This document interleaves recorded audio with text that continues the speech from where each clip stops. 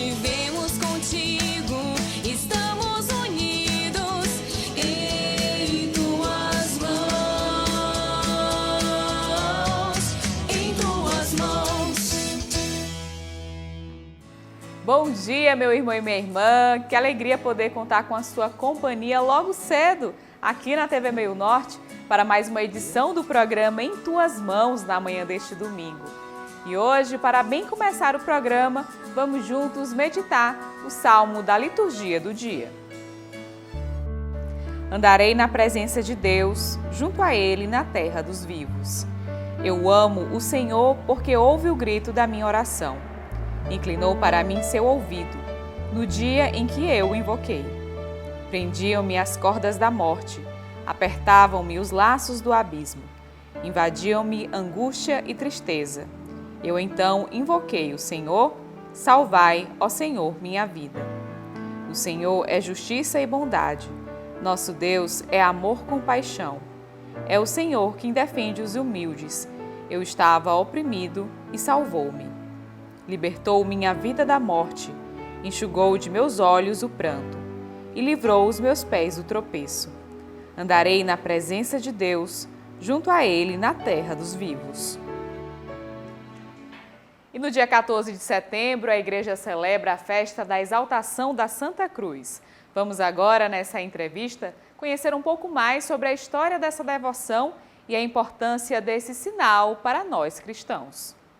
Na nossa entrevista de hoje, nós vamos falar sobre a espiritualidade da Santa Cruz com o Padre Anderson Fábio. Padre, muito obrigada pela disponibilidade. A alegria é minha, é sempre bom estar aqui atendendo o programa Em Tuas Mãos.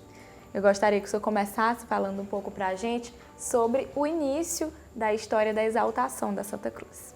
A origem da exaltação da Santa Cruz remonta ao ano de 335, com a dedicação das basílicas do Santo Sepulcro e a Basílica do Gólgota. O contexto é de Constantino, o imperador. Foi exatamente ali que nós tivemos o início da devoção da Santa Cruz.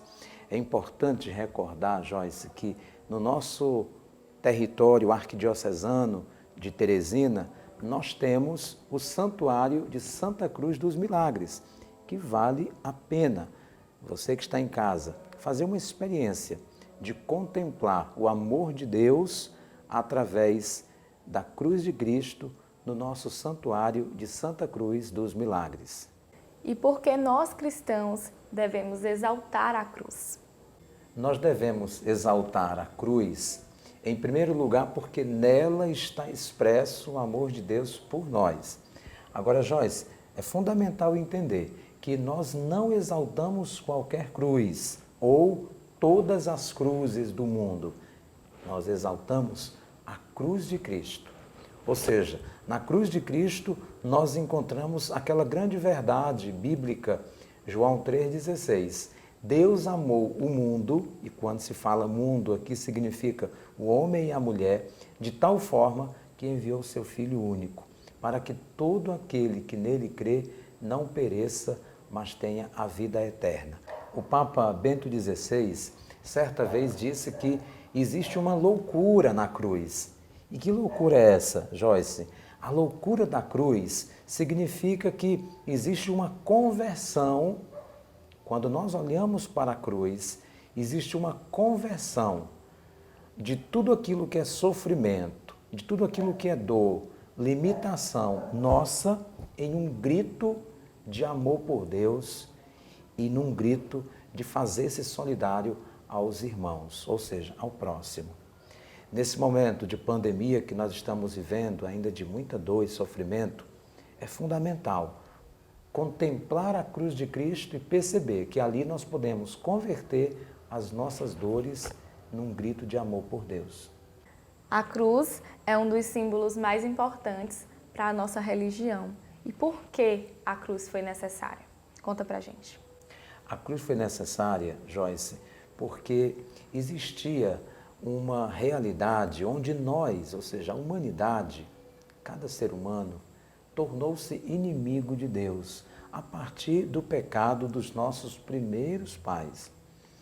como existia uma inimizade com Deus, então era necessária que através da morte de um ser santo e justo, nesse caso Jesus, houvesse uma reconciliação novamente.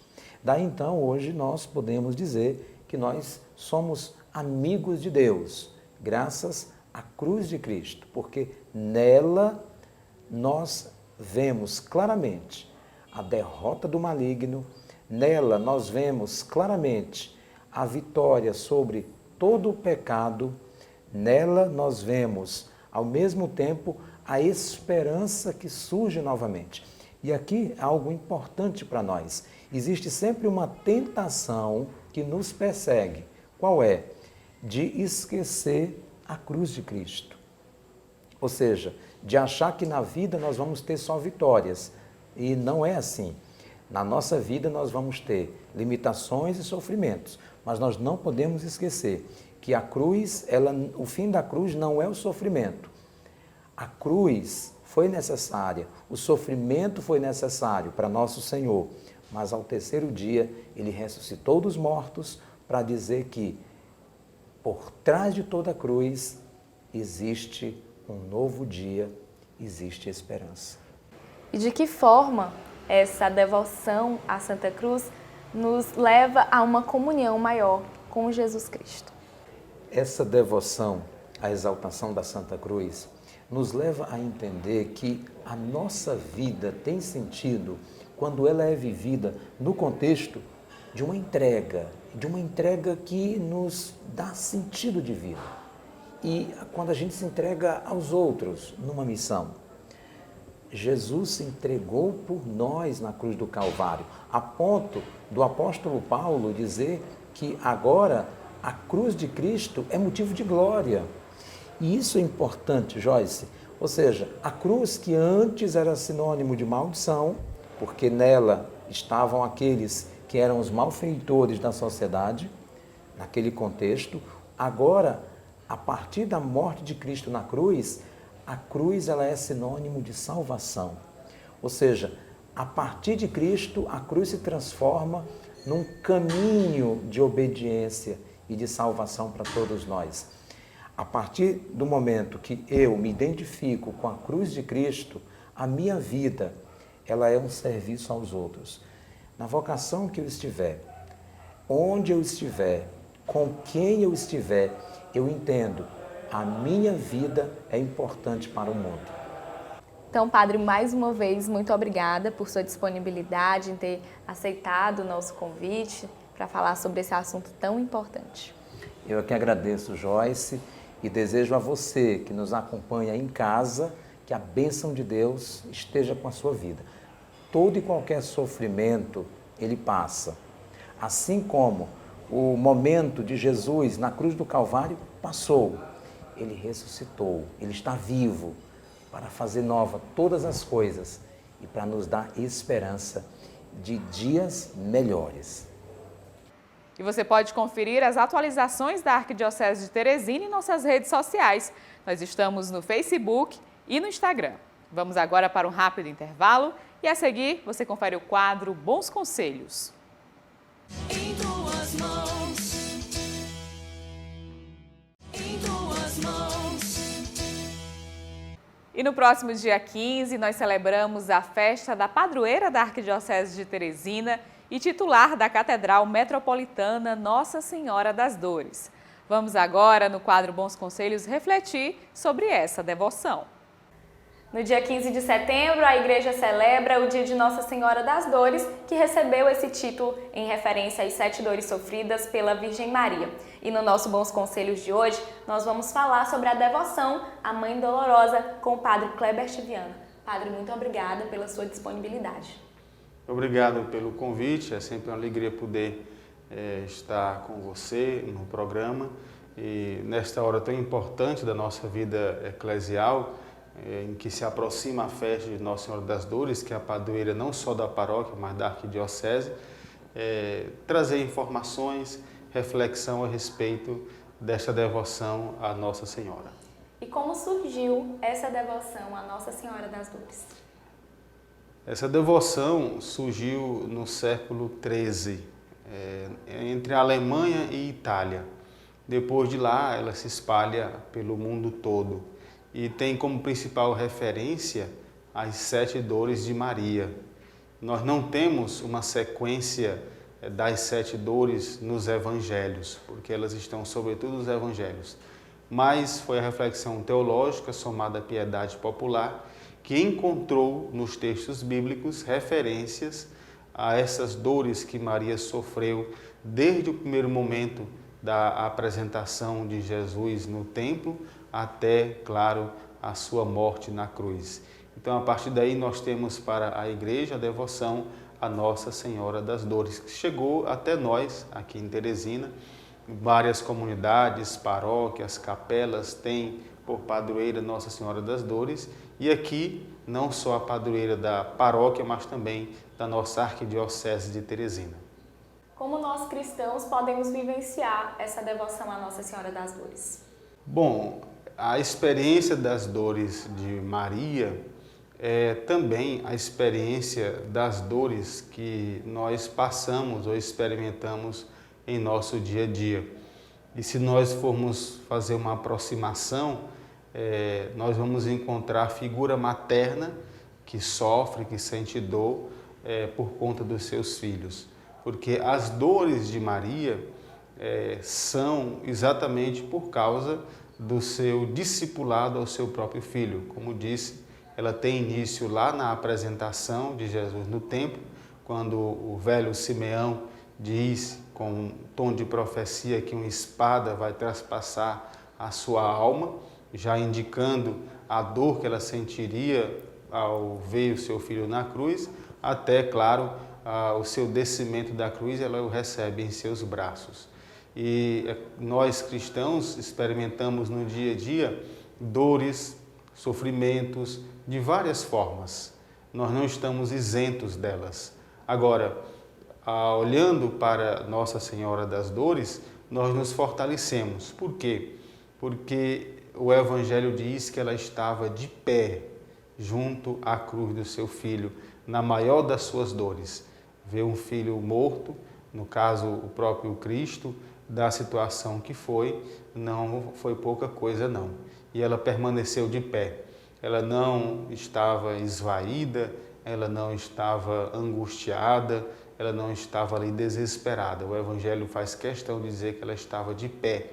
Então, diante das nossas dores, dos sofrimentos da vida, Maria e as suas dores nos ensinam exatamente a permanecer de pé, porque é assim, com essa postura, olhando para Jesus de pé diante do sofrimento, é que nós vamos superar todas essas situações que são próprias da existência. Como o senhor bem fala, a Virgem Maria passou por muitos problemas, sentiu muitas dores. Como nós podemos trazer esse exemplo, né, de conseguir lidar melhor com os nossos problemas, com as nossas dores? Maria soube lidar com essa dor, não só porque era a mãe, mas porque era discípula. Maria, é claro, esteve com o seu filho, o acompanhou, o escutou e ela se fez discípula dele. Então, o fato de Maria ter suportado essas dores de modo resignado não foi somente uma graça de Deus, porque isso é importante, mas foi sobretudo porque ela era uma discípula. Esteve aos pés de Jesus, o escutou, fez aquilo que era a sua palavra e confiou. E a partir desse ser discípula e desta confiança que Maria tinha para com o filho, ela soube suportar e conviver com todas essas dores. Eu acredito que nós também podemos apanhar de Maria este exemplo, o discipulado. Porque o discípulo está aos pés do mestre, o escuta, confia nele e sabe que tudo o que acontece tem um sentido, ele sabe dar sentido àquilo. E Maria, não só por ser mãe, mas discípula, confiante, foi capaz de suportar essas dores. O discipulado de Maria nos ensina, sim, a superar as dificuldades da vida. O sofrimento faz parte da existência de qualquer pessoa. Às vezes nós pensamos que por rezar muito, participar da missa, se aproximar dos sacramentos, por ter uma fé viva, atuante, nós estamos livres dos sofrimentos. Mas não é verdade. O sofrimento faz parte da existência. Está aí a própria vida de Nossa Senhora, mãe de Deus, mãe do próprio Filho, e passou por estes sofrimentos. Ela não foi privada disso, porque o sofrimento é próprio da existência. Agora, ela nos ensina a superar os sofrimentos. A partir de que ponto? A meu ver, o seu discipulado e a confiança. Maria superou esse sofrimento, essa espada traspassada em seu coração, não só por ser mãe, mas ela superou porque foi discípula. Escutou o filho, o acompanhou, colocou no coração as palavras e sabia que tudo aquilo que ele estava dizendo, as promessas feitas, as palavras lançadas, não se perderiam com o tempo, no espaço, não. Ela sabia que tudo aquilo era uma verdade. Então Maria suportou isso porque era discípula. Tanto que na manhã da ressurreição, não é ela quem vai ao sepulcro, é outra Maria que vai. O natural seria que a própria mãe fosse, mas ela aguardou resignadamente, mas com confiança, o momento da ressurreição, porque ela já havia colocado no coração aquela palavra que o seu filho havia dito sobre a ressurreição. Então Maria nos ensina a ser discípula, a discípulos, a ser discípulos e por isso mesmo superar as dores, as dificuldades que nos apresentam a própria vida. E qual o principal conselho que o Senhor nos deixa para que a gente possa ser mais confiante, né, em Deus, na vida, que a gente possa superar os nossos sofrimentos? Eu acredito que tudo passa por uma vida de interioridade, de intimidade com Deus. É como quando, por exemplo, uma areia está misturada à água, que nós balançamos a areia e a água juntos, e aquilo fica sem saber, a gente fica sem saber discernir o que é um, o que é outro. Mas com o tempo, aí tudo serena, a areia vai para baixo, a água fica por cima e a gente sabe separar as coisas. Então, eu acredito que a vida interior tem essa possibilidade, ou nos ajuda a serenar as situações da vida, as dificuldades da vida e, é claro, enfrentar com a máxima confiança no Senhor aquilo que nos apresenta. E Maria é uma mulher serena. Diante de todas as dificuldades, todas as suas dores, ela soube aguardar o tempo certo, cultivou a vida interior, a intimidade com Deus, a intimidade com seu próprio Filho pela palavra e foi capaz de suportar e não só isso, superar as dificuldades que lhe apareceram na própria existência, de modo especial nas suas dores. Então, vida interior, intimidade com Deus, que passa de uma forma muito simples, através da oração. A oração silenciosa diante do Santíssimo, a oração do terço, a leitura e meditação da Palavra de Deus, a aproximação dos sacramentos da Eucaristia, da reconciliação. Isso vai favorecendo ao cristão essa intimidade e essa vida interior que, a meu ver, nos ajudarão a superar e a suportar as dificuldades da existência. Então, Padre, que a gente consiga cada vez mais ter essa confiança em Deus através da oração, como o senhor bem fala. Muito obrigada por nos conceder essa entrevista, mais uma vez, né, de poder falar sobre a Mãe Dolorosa. Eu agradeço a grandeza do convite e, de modo especial, a você que participa desse momento, graça e paz. E aproveito a oportunidade para convidá-lo a participar do encerramento da festa de nossa padroeira, a padroeira da Arquidiocese de Teresina, Nossa Senhora das Dores, no próximo dia 15, às 18 horas, nós temos a oração das vésperas na Igreja de Nossa Senhora do Amparo, em seguida uma carreata até aqui a Igreja de Nossa Senhora das Dores e a Santa Missa com a presidência de nosso arcebispo, Dom Jacinto, a presença de alguns padres da nossa Arquidiocese e a sua presença que aumentará a nossa alegria. Setembro, mês da Bíblia. No nosso quadro Testemunho, vamos agora apresentar o depoimento do Alex Moura, ele que pratica a leitura orante.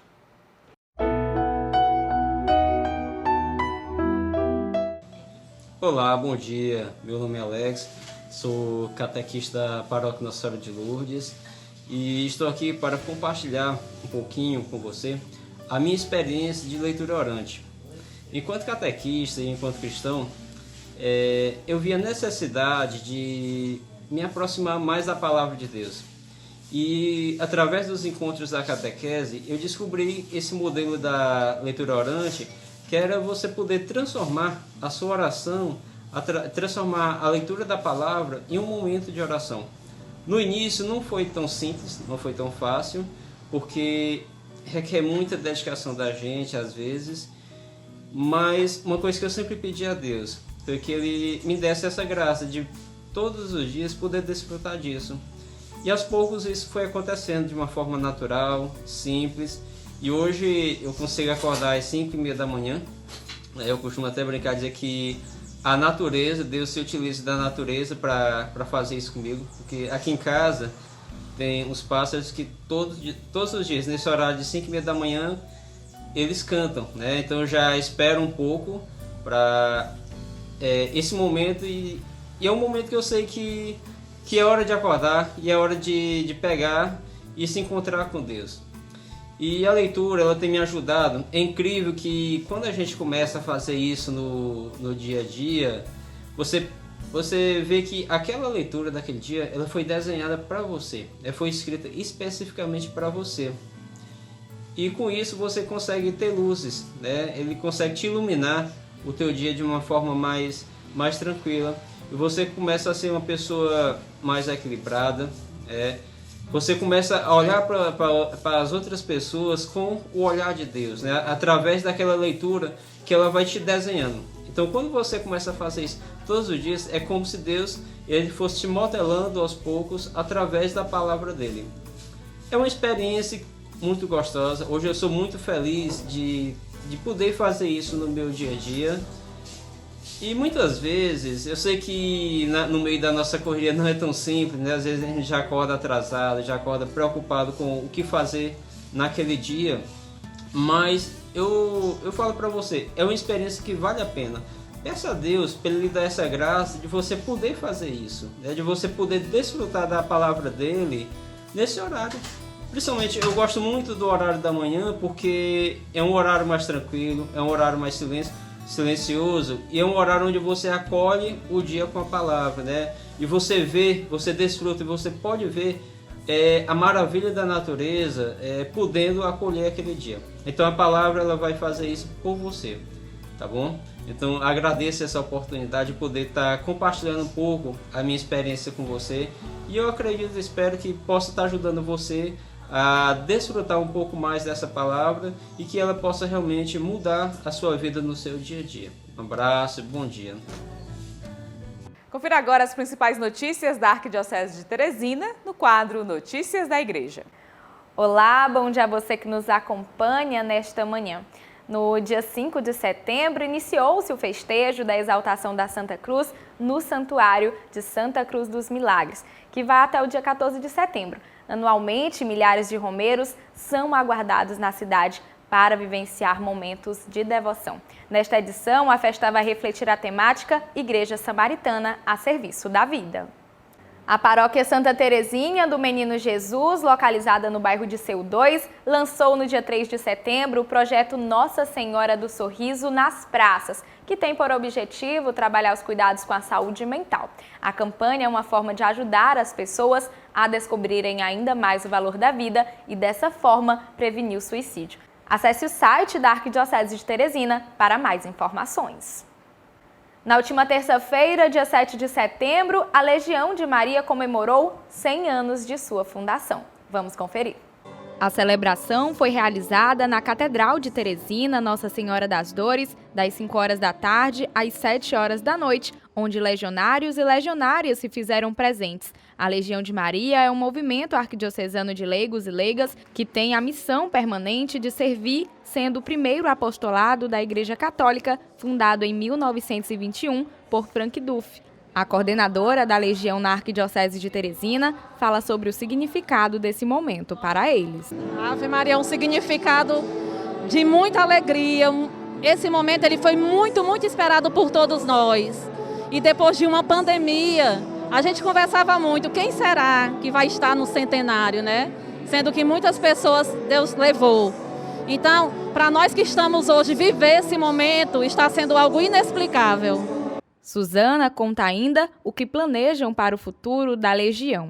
A missão continua. A missão continua, trabalhar mais, porque nós vemos esse momento, essa oportunidade que Deus nos deu de continuar a missão, que Ele quer que continuemos e nós vamos ainda nos doar mais, viver mais, evangelizar mais, visitar mais. Porque se Ele nos deu essa oportunidade é porque Ele quer que a gente faça assim. No Piauí, o primeiro presídio foi implantado em 1959 na paróquia Nossa Senhora do Amparo, em Teresina. Atualmente, são 8.300 legionários em todo o estado, entre ativos e auxiliares. O arcebispo de Teresina, que foi legionário juvenil aos 13 anos de idade, relata sobre esse marco do centenário da Legião de Maria. 100 anos da Legião de Maria é mais do que um centenário. É uma caminhada de ousadia, uma caminhada de fé e uma caminhada perseverante de milhares de homens e mulheres que nos 5 continentes da Terra, desde aquele 7 de setembro de 1921, na Irlanda, com um punhadinho de 8 pessoas. Frank Duff, um leigo, um homem formado em Direito, quis então expandir o trabalho missionário através de uma ação apostólica que fosse ao encontro das pessoas, Isso nós vemos já disto aí a atualidade da Legião. Quando nos dias de hoje o Papa Francisco está quase rouco de repetir, uma igreja em saída, que vá ao encontro. Um leigo, Frank Duff, fundador da Legião, há 100 anos atrás já propugnava essa realidade. Em 1961, eu, como rapazinho, ainda de 13 anos, entrei na Legião de Maria e fui legionário juvenil. Eu guardo ainda a téssera, que é o folderzinho que tem as orações da Legião, meu cadernozinho de anotações dos trabalhos legionários que eram confiados a nós legionários juvenis. Isso certamente me estimula muito no meu trabalho pastoral. Senti que, de fato, a alma apostólica se forma junto do coração de Cristo. E ninguém melhor do que Maria para nos aconchegar a Jesus.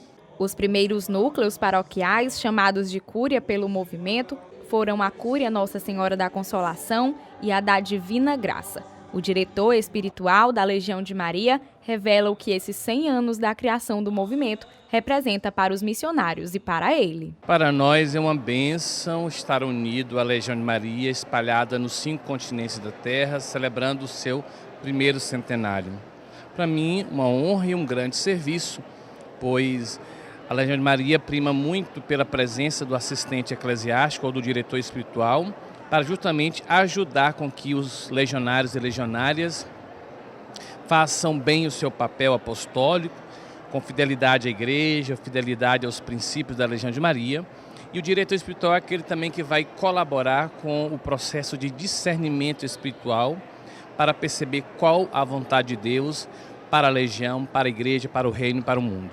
A mãe do arcebispo, que é legionária há 60 anos e fundou mais de 20 presídios da Legião, relembra sobre o início de sua caminhada nessa missão, que mesmo com toda a dificuldade para participar, se doou ao movimento. A Legião de Maria, foram 2 pessoas lá em Bacabal, que eu sou de Bacabal. Então, pediram para hospedar lá em casa. Aí meu esposo disse, olha, ela está para São Luís, veio tal dia. Depois, no dia exato, elas chegaram lá em casa. Aí eu hospedei. Era uma de Teresina, que eu não estou lembrado o nome. Uma de Teresina e uma de Fortaleza.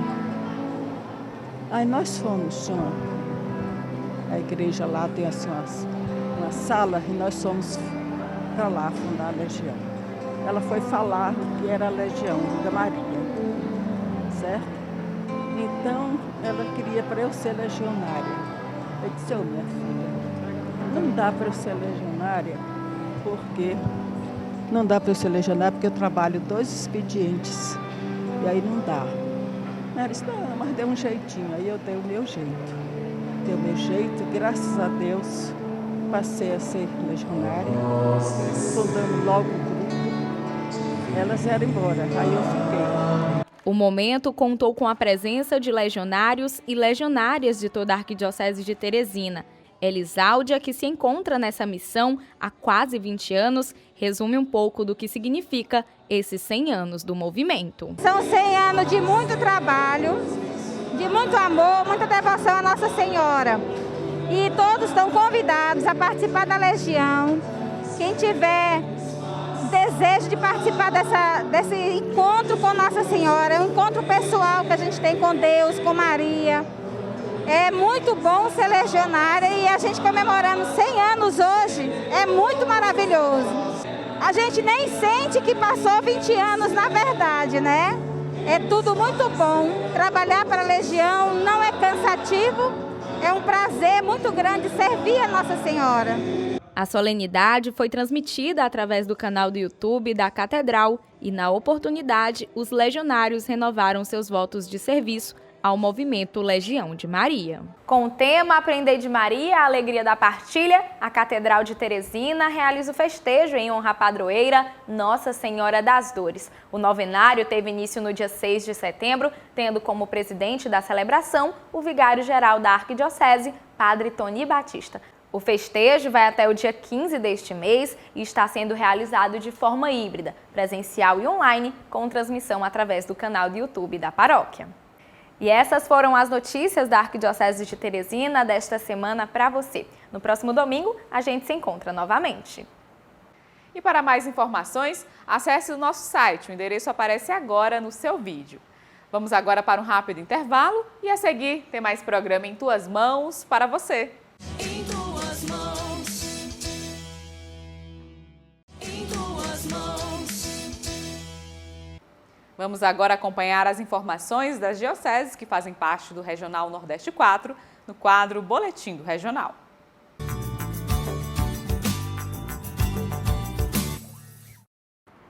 Olá, bom dia! Está começando mais um Boletim do Regional e eu convido você a acompanhar a partir de agora as notícias das dioceses do estado do Piauí. O Conselho Regional dos Bispos do Nordeste, o CONSER, esteve reunido no dia 1º de setembro na modalidade online e contou com a participação dos bispos titulares das 8 dioceses do Regional Nordeste 4 e do Bispo Emérito de Parnaíba, Dom Alfredo Schaffler, para tratarem de assuntos referentes à caminhada pastoral do referido regional. De 1º a 7 de setembro foi realizada a 3ª Semana Social Diocesana, Mutirão pela Vida por Terra, Teto e Trabalho. Diversas paróquias da Diocese de Parnaíba realizaram o evento com reflexões, roda de conversa, debates e espiritualidade, buscando melhorar as condições de vida do povo de Deus. No dia 4 de setembro foi celebrada a missa e ação de graças pelos 14 anos de aniversário do Terço dos Homens da Mãe Rainha da Diocese de Floriano. A celebração foi realizada na Catedral São Pedro de Alcântara, presidida pelo padre Pedro Messias, e na parte litúrgica contou com a participação do coral do Terço dos Homens. O grupo do Terço dos Homens surgiu na Catedral de Floriano e depois se expandiu para as outras paróquias da Diocese, atualmente com mais de 60 grupos. Dia 2 de setembro, o padre Anísio Marques Borges entregou uma carta a Dom Marcos Tavoni, bispo diocesano de Bom Jesus do Gurgueia, apresentando renúncia do ofício de pároco da paróquia de São Francisco de Assis, da cidade de Santa Luz. A carta foi lida na reunião do clero. O padre Anísio traz a justificativa da necessidade da diminuição das atividades pastorais em função do cuidado da própria saúde e dos pais idosos com necessidades especiais. Dom Marcos acolheu o pedido e decretou a vacância da paróquia até que seja possível a nomeação de um novo pároco. Sem previsão para que isso aconteça, a comunidade vai ficar sob a administração direta do bispo, com a colaboração dos conselhos da paróquia. Dia 3 de setembro, Dom Marcos Tavoni, bispo referencial do Terço dos Homens para o Regional Nordeste 4 da CNBB, presidiu a missa e ação de graças pelos 10 anos do Terço dos Homens na Igreja Menino Jesus de Praga. No dia 5 de setembro, a paróquia de Nossa Senhora do Livramento, no município de Parnaguá, celebrou, dentro das festividades da padroeira, o seu jubileu paroquial. A missa foi presidida por Dom Marcos Tavoni, concelebrada pelo pároco Padre Crisóstomo Pereira e outros padres convidados. Na celebração, um grupo de aspirantes e candidatos ao diaconato permanente recebeu o ministério de leitor e acólito, em etapa final do processo para a ordenação diaconal.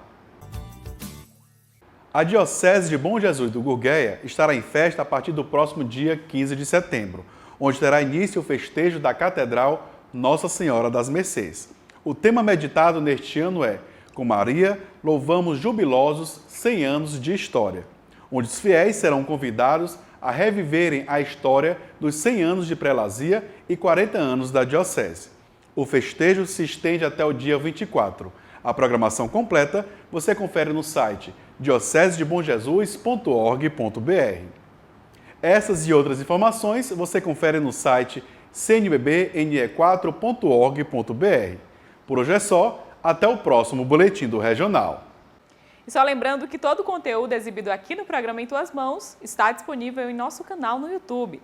Lá você pode curtir, comentar, compartilhar o nosso conteúdo com quem você desejar. E não se esqueça de se inscrever. E além disso, de segunda a sexta, você pode acompanhar o programa Em Tuas Mãos no rádio, na Rádio Pioneira de Teresina 88.7. Vamos agora para um rápido intervalo e a seguir você confere o quadro Dicas da Fé. Em tuas mãos. Livraria Nova Aliança. Aqui você encontra livros, imagens, artigos religiosos, arte sacra, objetos litúrgicos e muito mais. Rua Olavo Bilac, 1259, no centro. Telefone 3221-6793. Faça-nos uma visita. Em tuas mãos. Confira agora a nossa dica de leitura para este domingo no quadro Dicas da Fé, que é um oferecimento da Livraria Nova Aliança. Livraria Nova Aliança. Aqui você encontra livros, imagens, artigos religiosos, arte sacra, objetos litúrgicos e muito mais. Rua Olavo Bilac, 1259, no centro. Telefone 3221-6793. Faça-nos uma visita.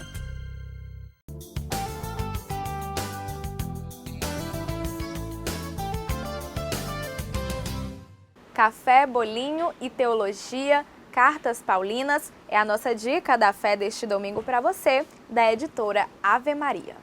Esta obra tem a proposta de dar a conhecer o apostolado paulino e refletir sobre sua missão através de suas cartas. Nesse primeiro volume de Café, Bolinho e Teologia, você irá estudar as cartas paulinas, que conta toda a experiência da Igreja nascente, experiência do Espírito Santo. E não há dúvida de que muito do que vivenciamos enquanto igreja hoje é fruto do intenso trabalho apostólico de Paulo, apóstolo guiado pela força do Espírito.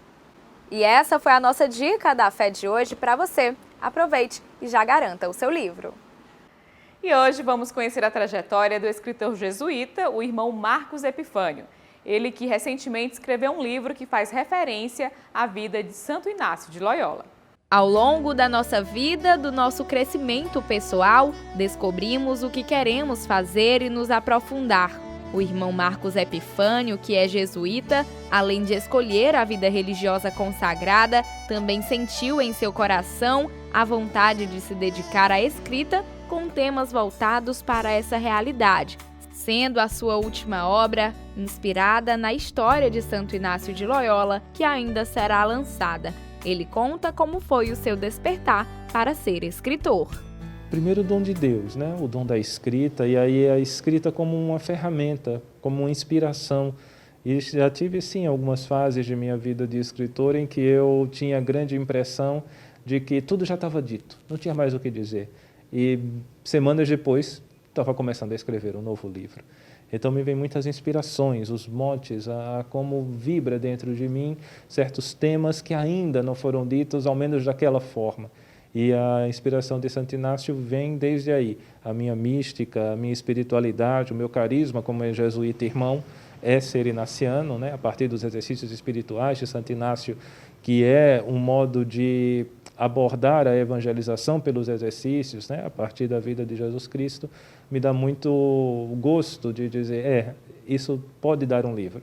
E acaba que gera-se histórias a partir daí, e essa verve de escritor, esse gosto por escrever, vem muito por essa pergunta. Isso ainda não está dito, ou não desse modo. Posso fazê-lo? E então me embarco no projeto de escrita e quando vejo, flui. A ideia vai criando orações, vai criando frases, palavras, letras, e quando vejo o livro acontece. Irmão Marcos é natural de Maceió, em Alagoas, e estudou toda a sua educação básica em um colégio de freiras, que na sua adolescência o apresentaram à Companhia de Jesus, o incentivando a seguir nesse caminho missionário. Ele fala um pouco o que o fez tomar essa decisão de viver essa realidade de vida consagrada. A minha realidade de vida religiosa começa em comunidade vendo testemunhos de pessoas consagradas desde o colégio em que estudei. Eu sou natural de Maceió, Alagoas, estudei em colégio de freira, as Sacramentinas, e desde ali a vivência religiosa delas me marcou muito, em infância e também no início da adolescência, a ponto de serem para mim um testemunho tão bonito de vida comunitária, de vida consagrada, de vida pela educação, que acabei eu pensando também, por que não para mim? E aí o porquê não acabou 20 anos depois virando um porquê sim.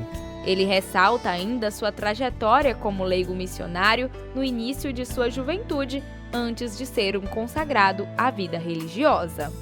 Exato. A minha vivência eclesial começou primeiro, né, como leigo, e desde aí catequista de Crisma e também membro do apostolado da oração. Então, essas duas espiritualidades me motivavam, né? Um pouco da catequese de Crisma me levando para conhecer mais os fundamentos bíblicos, os fundamentos eclesiais, para ensinar, né? E testemunhar junto aos jovens essa catequese como a mensagem de quem Deus é e o que Ele quer para a gente.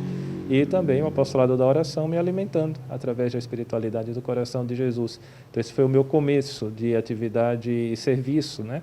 A missão e a Deus ainda como leigo, e aí estamos falando de 15, 16 anos de idade, e aí ali pelos 16, 17, comecei encontros vocacionais, a ponto de aos 18 deixar a minha família e ir então para as casas da Companhia de Jesus, né, que é o que faz a gente quando vai se tornar jesuíta. O livro Autobiografia e Educação Inacianas, uma análise didática, contém 5 capítulos, onde cada um deles é destinado a um local onde o Santo Inácio teve experiências educacionais na sua conversão espiritual. O escritor revela o que a pessoa que adquirir a obra vai encontrar sobre a história do santo. Perfeito. Esse livro específico, que é o último que vamos lançar agora, que é justamente Autobiografia e Educação Inacianas, uma análise didática, ele tem uma relação muito forte com a vida de Santo Inácio. É um estudo de parte da vida de um santo, só que com o meu olhar como pedagogo.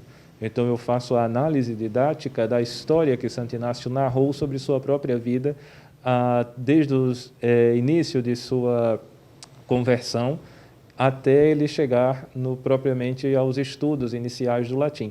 Então, eu tomo a vida de Inácio de aprendizados, um Inácio aprendente e ensinante, antes de ele entrar na escola formal, por assim dizer, à época, porque estamos falando ali do século XVI, na Espanha. Então, o leitor desse livro ele vai ter uma grande possibilidade de ler a vida de um santo, de entender a vida de um santo, através do crivo, do olhar da educação, da didática, da metodologia, dos lugares em que Inácio passou, as lições que aprendeu e o testemunho que deixou. Irmão Marcos conta de que forma essa obra evangeliza aqueles que adquirirem o seu livro. Liderança positiva hoje é algo que está muito crescente como uma possibilidade de testemunho. E Santo Inácio é um líder que leva as pessoas a um caminho novo. E, nesse sentido, quem ler e o modo de evangelizar, levando a Jesus Cristo a partir da vida de um santo, no viés de uma identidade educacional, de um olhar, como disse, como pedagogo, creio que é um grande diferencial unir esses dois grandes campos que torna a pessoa líder, que torna um testemunho para os dias de hoje. A espiritualidade e a educação unidos em um único caminho, caminhando no mesmo passo, é o que esse livro ajuda a abordar e a aproximar. O escritor destaca ainda que para ele essa obra é de grande relevância, pois representa também sua caminhada na faculdade como estudante, período em que se aprofundou bastante nesse tema. Ele é fruto de estudos acadêmicos que fiz quando estava na universidade em Madrid, e o tempo que passei lá, justamente bebendo das fontes inacianas, gerou uma monografia com 3 capítulos que transformei em livro bem mais expandido, bem mais ampliado, mas o gosto em fazê-lo para a minha vida pessoal, mas ao mesmo tempo para entregar a outros um olhar sobre a vida de Santo Inácio a partir da educação, creio que vai proporcionar um testemunho e uma criatividade diferente, porque ele é também um livro prático. Ele tem partes dos seus 5 capítulos indicando como fazer oficinas, como aplicar na sua própria vida a relação que Inácio viveu e os grandes temas que Inácio viveu na evangelização que ele passou primeiro com ele e depois colocando-se para os demais. E é através das palavras do irmão Marcos, retratadas no livro Autobiografia e Educação Inacianas, uma análise didática, que ele evangeliza as pessoas, levando revelações, curiosidades da vida de Santo Inácio de Loyola. Confira agora o quadro Palavra do Pastor para este domingo.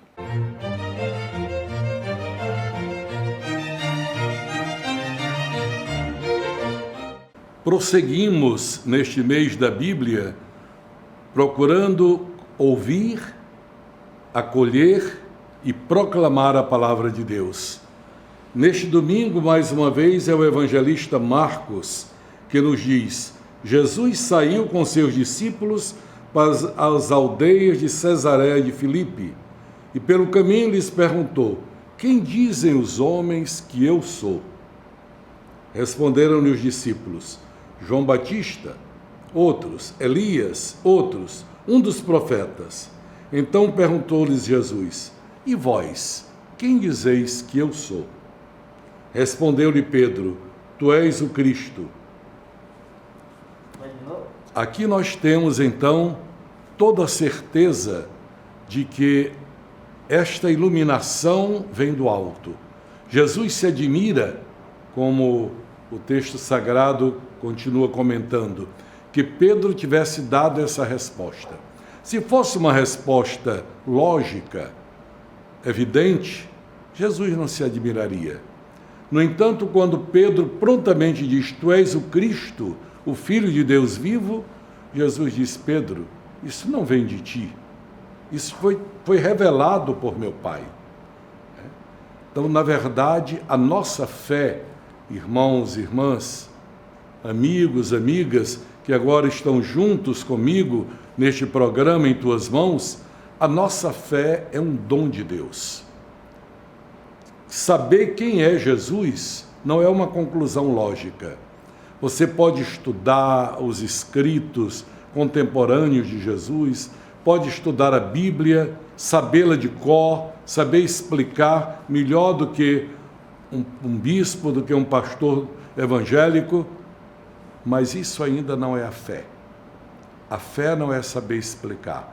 A fé é uma adesão à pessoa de Jesus. Você pode ser analfabeto, pode ser doutor, isso não importa. A fé é algo do coração. Então, é um dom de Deus, Ele nos dá a fé. E nós católicos acreditamos, como a Igreja nos ensina, que a fé, a esperança e a caridade nos são dadas como um dom de Deus na hora do batismo. O Espírito Santo, que é infundido em nós, traz para nós a fé, sem a qual é impossível agradar a Deus. Traz em nós o germe da esperança, que não nos permite desanimar e nos dá a capacidade de recomeçar sempre para podermos alcançar a meta desejada. E a rainha das virtudes, o amor, que tanto permanece neste mundo como a coisa mais bela e importante, como também é a ponte segura para chegarmos à eternidade. De tal sorte que quando Pedro proclama que tu és o Cristo, Filho do Deus vivo, ele está sendo movido pela fé. E a fé, repito, é um dom de Deus. As pessoas podem ter ideias diferenciadas sobre Jesus. É um grande profeta. É um homem sábio. Foi um psicólogo de primeira.